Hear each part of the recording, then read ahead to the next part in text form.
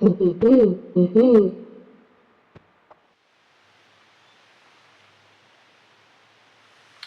I'm E.D. Lewis, and welcome back to Nocturnal Reviews, and time for an all-new book review. Today I'm reviewing the short story The Masque of the Red Death by Edgar Allan Poe, who recently, it was his birthday, and during this week it has been the Nevermore Readathon, hosted and created by Kat at Kat's Novel Adventures. And the group read was actually The Masque of the Red Death. Now, I've read this story before, originally published in 1842, by the way. Actually, I've read this a couple times. The last time I read this, I think, was early 2020, or it was late 2019.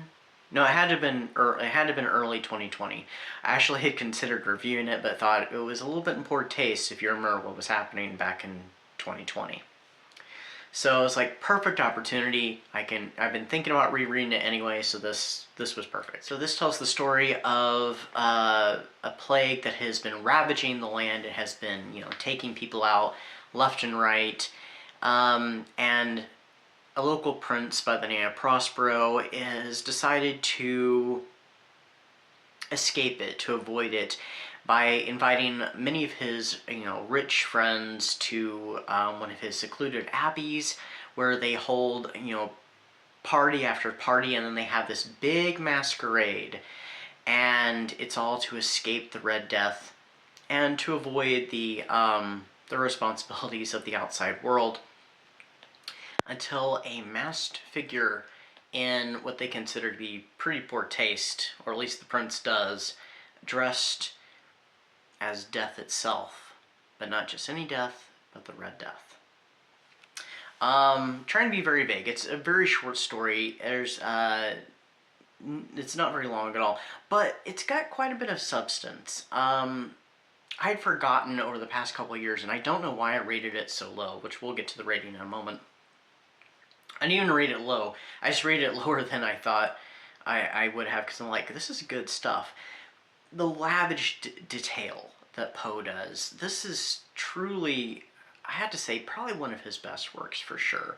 It's definitely one of his most popular, and you can understand why. The prose to it it's beautiful. The descriptions of the rooms itself, especially of the apartments where they have the party and all the colored rooms and stuff, is wonderfully described. Much of Poe's work is beautifully described, but I don't know, this one captures an elegance to it that I think is relatively unmatched. Now, of course, there are other great stories like The Pit and the Pendulum and The Telltale Heart, The Cask of Amontillado, but I'd have to look this alongside other Poe's works and compare the details. Because, I mean, it is so short. It's only about 8-10 pages. I actually read mine out of the Steampunk Poe, which I've had this book on here a couple different times, and we'll be right back after these messages.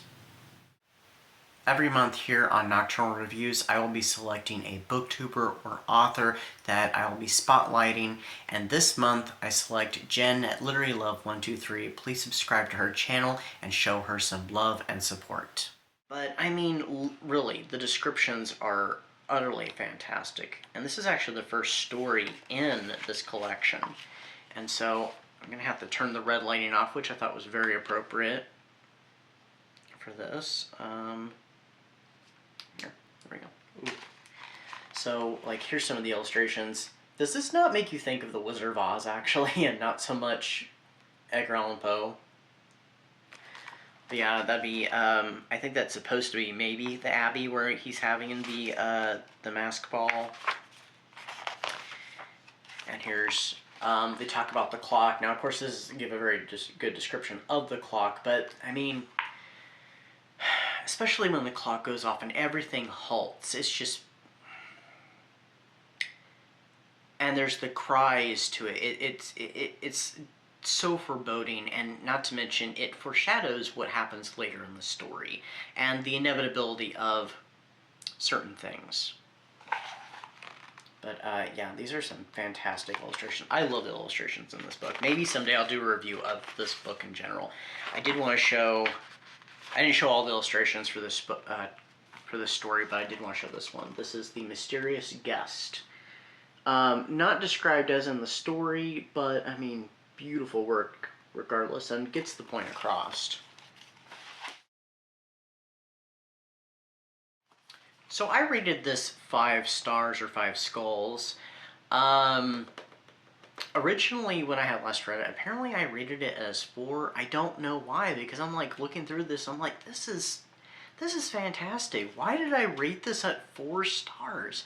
Because I'm like, this has to be one of his greatest works. And the first time I read this, this would have been one of the first Edgar Allan Poe stories I actually read, and it not be like an adaptation for children. This was the original work, sometime in middle school, before I was a big reader. But, you know, I'd already been, you know, introduced to Poe and stuff, and had already become fascinated with horror.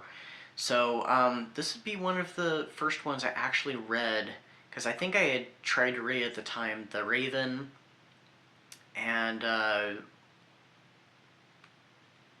in the children's adaptations I had read Castle and Amontillado and The Telltale Heart, which Telltale Heart was the first story that I read in some sort of format. But I think this may have been the first in the original, in Poe's original words. So now I've read it 3 times, and I don't know why I rated it 4 stars back in 2020. Maybe it was because of the subject matter and it hitting so close to home, but yeah, definitely check out this work if you have time.